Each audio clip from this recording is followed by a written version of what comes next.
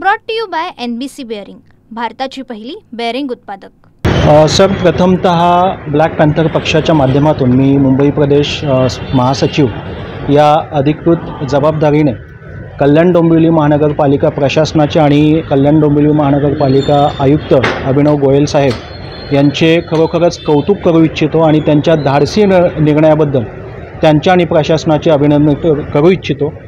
कारण असं आहे की बराचसा विरोध त्यांच्या ह्या निर्णयाला होतो आहे, परंतु हा जो निर्णय असेल, होऊ शकतं कल्याण डोंबिवली महानगरपालिकेने कारण काही वेगळं दिलेलं असेल, परंतु जर आपण भारतीय राज्यघटनेचा जर अभ्यास केला तर या भारतीय राज्यघटनेमध्ये जसे आपल्याला अधिकार आणि हक्क आहेत तसेच इतर पशु प्राण्यांचे देखील हक्क आणि अधिकार दिलेले आहेत आणि त्याबद्दल आपली कर्तव्ये काय आहेत त्याचा त्या राज्यघटनेच्या कलमांमध्ये उल्लेख आहे। मी जास्त वेळ न घेता अगदी हे संविधानाला अनुसरून कशा पद्धतीने निर्णय आहे ते आपल्याला सांगू इच्छितो।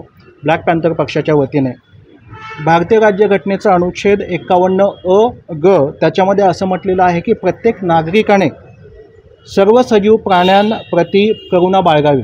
हा करुणाभाव बाळगण्याचं जे सूचना आहे, निर्देश आहे ते स्वतः भारतीय राज्यघटनेमध्ये आहे। हे ब्लॅक पॅन्थर पक्ष म्हणत नाही आहे किंवा कोणीही आमचं वैयक्तिक मत नाही आहे, हे भारतीय राज्यघटनेमधली दिलेली तरतूद आहे जी प्राण्यांना पशूंना लागू होते।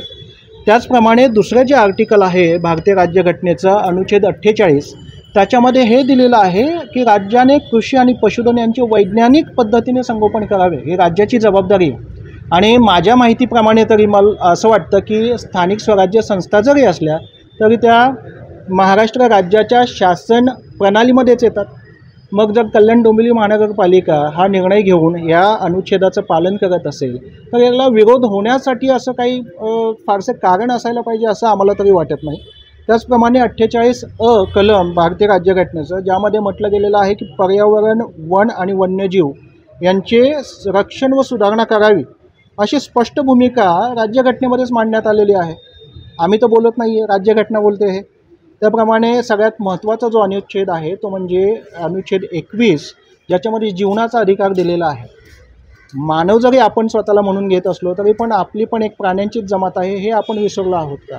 मग जागा आपल्याला जीवनाचा अधिकार आहे, हा जीवनाचा अधिकार ज्यांच्यासाठी ज्या कत्तल केली जाणार 15 ऑगस्ट दिवशी त्यांना जीवनाचा अधिकार मिळवण्यासाठी जर प्रशासनाने निर्णय घेतलेला आहे तर त्याचा विरोध करण्याचं कारण हे नक्की काय ते आम्हाला समजत नाही।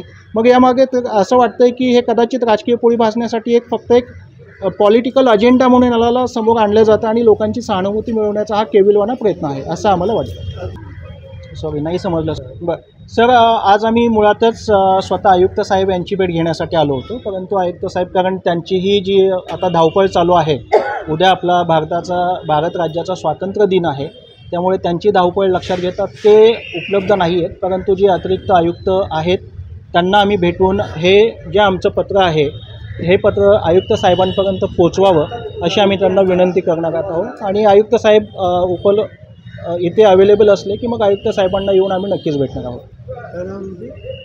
माझं नाव अजय कांबळे, मी ब्लॅक पॅन्थर पक्षामध्ये मुंबई प्रदेशमध्ये महासचिव या पदावरती कार्यरत आहे। आणि सर्वात brought to you by NBC bearing, भारताची पहिली बेअरिंग उत्पादक।